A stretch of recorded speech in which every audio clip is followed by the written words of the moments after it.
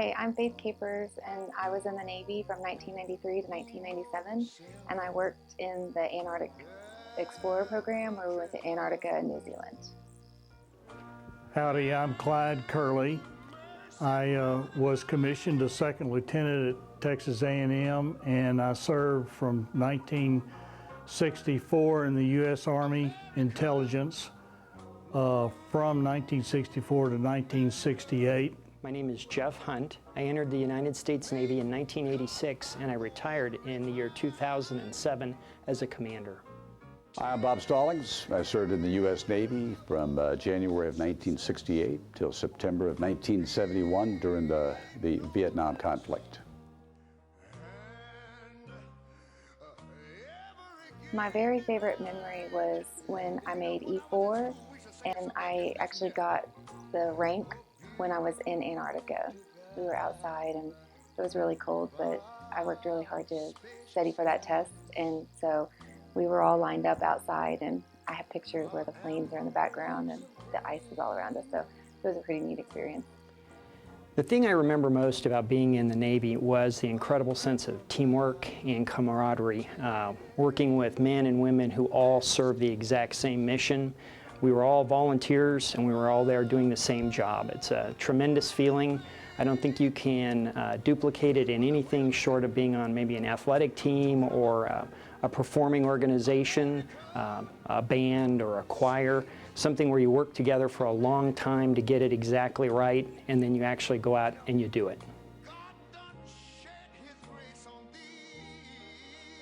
Well, the main one was listening to people and doing what they said, and not necessarily focusing on what I thought was the right thing to do.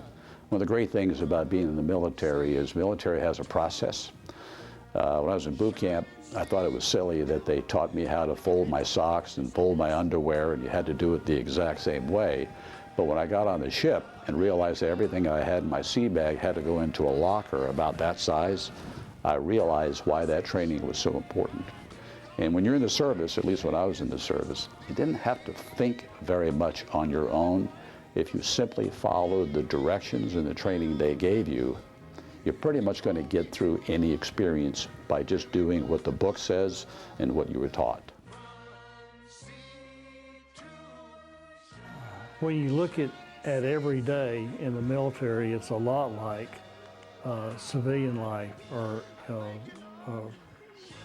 what your parents go through on a day-to-day basis. You could say that's boring if you just take each day by and of itself. But that was really not the case with the time I served, those 4.5 years in the service. Every day was exciting to me, and I enjoyed Europe a lot more than I did Vietnam. But it was a new experience practically every day. Truthfully, I really don't expect anything. I always considered the opportunity to be in the military a privilege. I think we're blessed as a U.S. military to enjoy the support of our countrymen. Unlike some of the other militaries that I've encountered, some of our closest allies, our NATO allies, people that we have invested a lot of time and treasure in building relationships with, the members of their military do not have the type of support that we enjoy from fellow Americans. And it's not something that's demanded of Americans, they just give it, and it's an incredible feeling.